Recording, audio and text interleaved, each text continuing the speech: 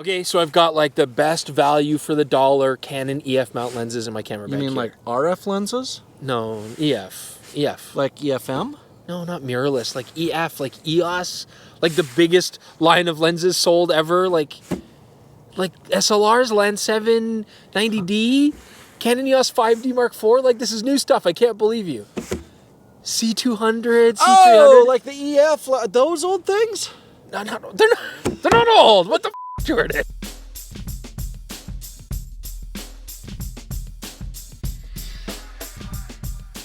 Welcome back, DPReview TV viewers. Chris Nichols here, and today we're going to be looking at EF lenses. Jordan's going to do some research and figure out what those are, but specifically we are looking at the best bang for your buck lenses for the Canon EF mount. Now, this doesn't necessarily just mean that you have to be an entry-level photographer, although I did bring an entry-level camera today. I've got the Canon Rebel SL3 in winter camo colors, but just for anybody who's getting into this system and then wants to get some good quality lenses without breaking the bank, we're going to take a look at some of our favorites.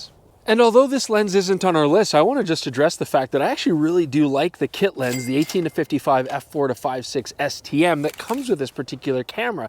In fact, Canon has done a really good job of upgrading a lot of their basic lenses to STM formats and also giving some optical improvements. It's lightweight, it's actually very decent optically, fairly close focusing, and as a starter kit lens, you could do way worse than this. So first off, big shout out to the camera store. Thank you so much for letting us borrow a lot of the gear we're using today.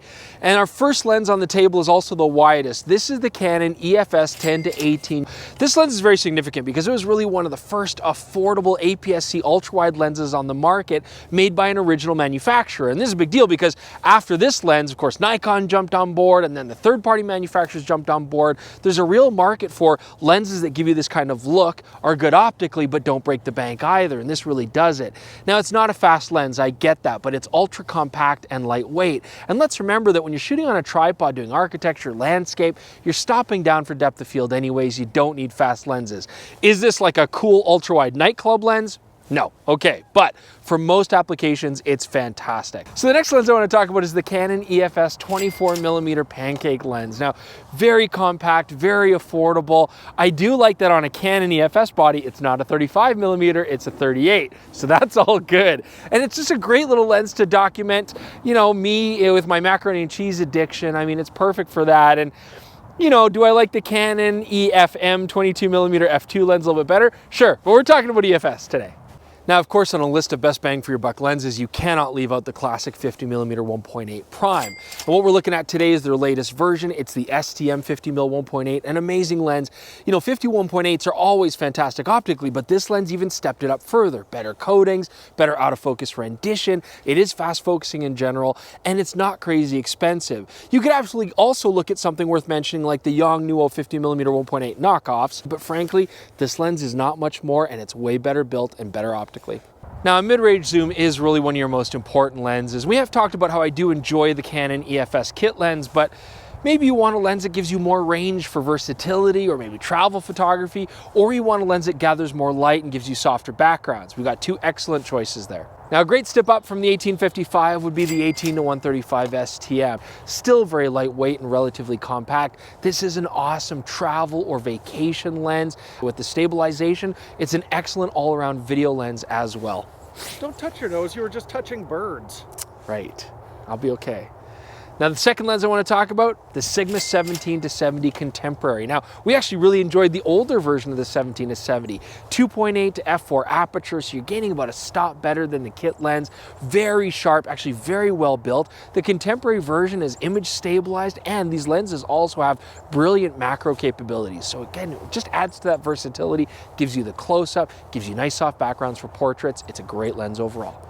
It sounds like we're talking a lot about APS-C today, but we're not leaving full frame out either. I mean, EF mount is what we're talking about, and there's lots of awesome Canon EF lenses. They tend to be excellent optically, but they also tend to carry a high price tag. And this is where third-party manufacturers like Sigma and Tamron can edge their way in. Now, to be fair, they've been trying to make lenses against Canon and Nikon for decades, and they've always been considered very affordable, but not competitive optically. But in the last decade, that has really absolutely changed. They've made amazing lenses that compete optically, but at a lower price. That makes makes them very tempting. One that we played with that we really enjoyed was the Tamron 70-210 f4.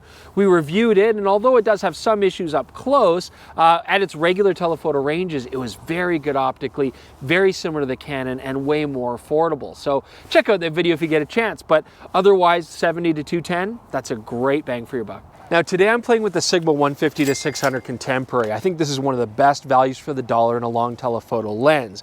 You have to remember that this is a full frame lens, so on a full frame body I'm getting 600mm equivalent. That gets you into a lot of good sports and wildlife arenas. On an APS-C body, especially Canon, I'm getting like a 960mm equivalent focal length, which is just awesome. And actually these lenses across the board are very good from at least 400 to 600mm, which is primarily we're going to be using them. Let's also remember that you've also got on top of that the sports version of this lens, which is rugged and sealed. I also think it's absolutely worth mentioning, I really like the Tamron 150-600s. Both the first and second version are excellent. They're all well built, they're stabilized, and they are all actually very affordable considering how expensive wildlife telephotos can get. And I think the last point, because we're talking about Canon EF today, is that you just don't have a lot of affordable telephoto lenses in the Canon lineup like this.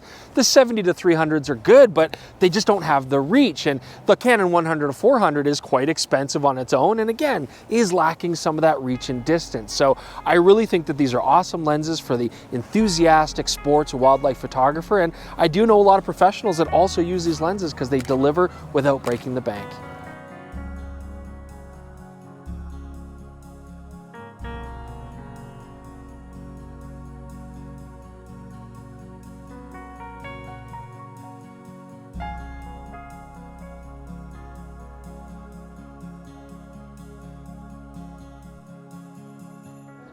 Okay, so you find yourself in a restaurant, you've got Gerald Undone over there, but he hasn't noticed you yet, and you want to get a nice portrait of him without him knowing. What do? Well, if you're on a budget, the Yongnuo 100mm f2 is a fantastic choice.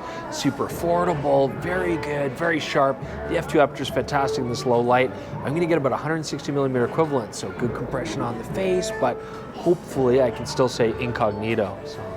You know, with lens prices getting higher and higher in today's market, I think more than ever there's a great need for lenses that give you quality and good value for the dollar. Now Canon EF is a great choice because it's adaptable across many different brands. You know, it's a huge market. A lot of people are using Canon EF mount or looking at Canon EF glass, but you know, hopefully you found this helpful, and I think we want to revisit this whole topic with some of the other brands. You know, look at Nikon, look at Sony. You know, those companies have big, extensive lines of lenses, and you could absolutely find some real value gems there as well. Maybe look at Pentax. We'll see, I don't know.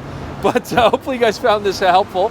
Do let us know comments below, lenses that maybe you think are fantastic value for the money. Please check out our Instagram and our Twitter feeds. Go to DPReview.com. You'll actually see a lot of sample galleries for many of the lenses that we talked about today. And thanks for joining us so much. We will see you very soon.